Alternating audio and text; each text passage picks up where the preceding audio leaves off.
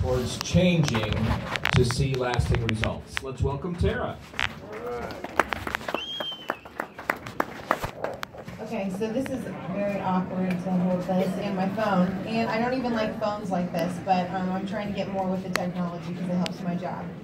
So anyways, I'm Tara, yes, and I am an alcoholic and an addict and a Christian.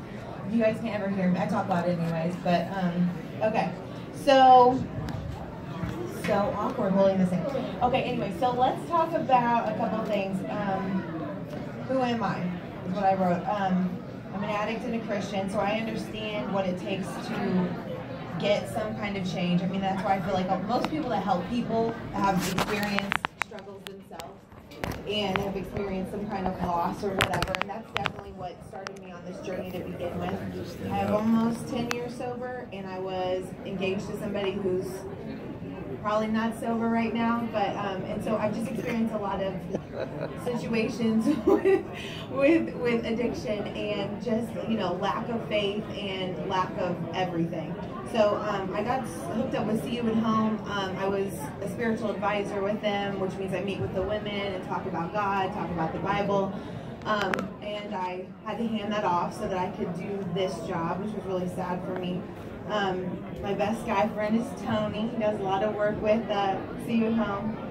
He's a good dude, and he's just, I feel like we always talk, we just get it. We just get it. We just love them where they're at, and that doesn't always mean like squishiness. That just means a lot of times being real with them. Let's see. Okay, so the way I got hooked up with Mercy's Refuge is, and I'll explain what it is, but I want to talk about like how I got hooked up with them. So, well, Mercy's Refuge is a residential facility. It's like, I don't want to say it's like a rehab, but it's a residential facility that houses women in crisis. Our idea of what our mission is to house women that want change, that don't necessarily have to be Christian, but have to be open to Christian values, have to be open to biblical. We're going to talk about the Bible. It's a Christian facility.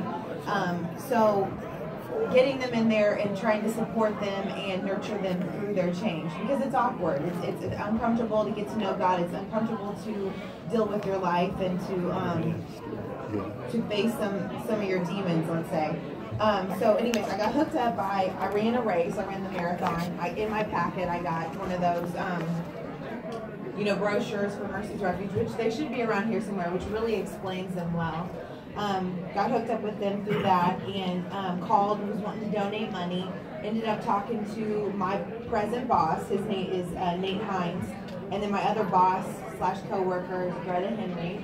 She's spoken at a lot of churches, so you guys might have heard of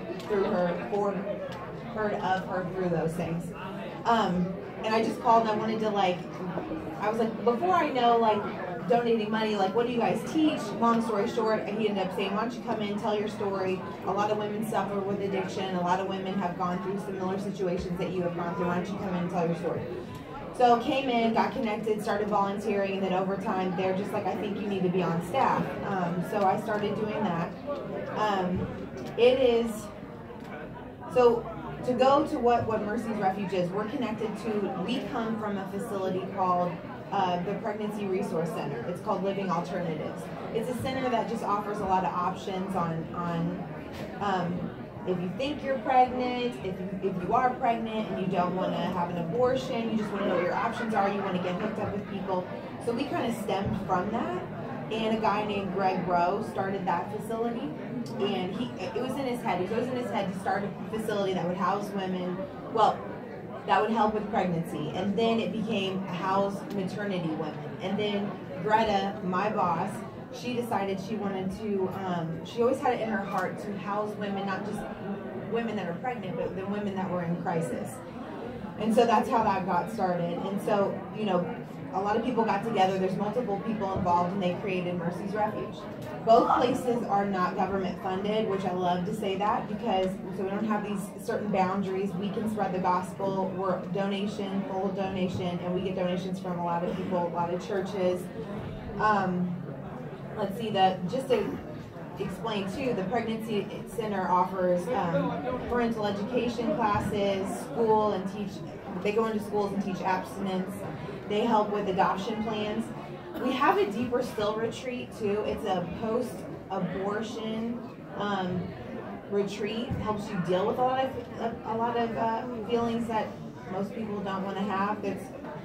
We've even had people that come stay at our Mercy's Refuge retreat that have, Mercy's Refuge facility that have got just to go through the Deeper Still retreat.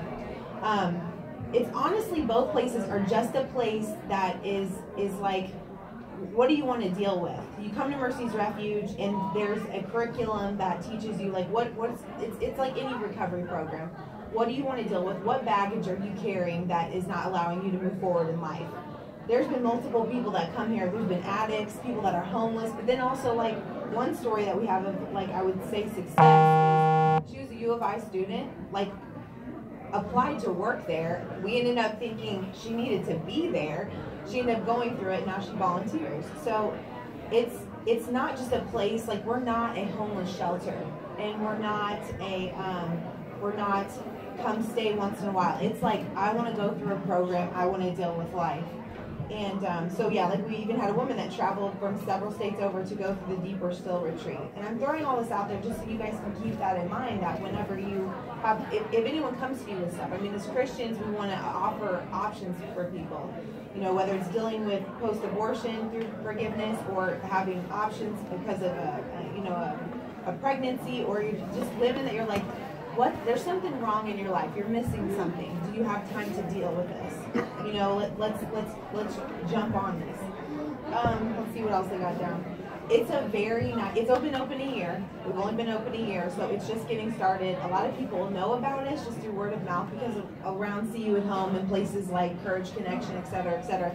Like people know each other. People know word of mouth. So it's a very nice house. And through, it's only been open a year, and it's like 3/4 paid off. So it just goes to show like how much support is actually out there. And it, we have it. I say that it's a really nice house because it's not a shelter. It's literally a place to come, and we want women to know their worth. That's why it's nice. It's very clean. And you come in, and we want them to feel like, wow, this is nice. Like I have worth in my life. And we treat them as such too. Like there's nothing that they don't have when they're there that they need. Anything from shampoos, conditioners, to toothpaste, to like a nice bed, a warm home. They have, I don't even have granite countertops. They have granite countertops. I think they're fake, but they're still granite countertops, and I don't even have that. So it's just very nice, and they get, so let's talk about the program. So Mercy's Refuge, my role is programs coordinator, and if it stays that name, I don't know, because I don't necessarily do just that. But the girls come in and they start a curriculum called Ditch the Baggage, like I said, which is a biblical-based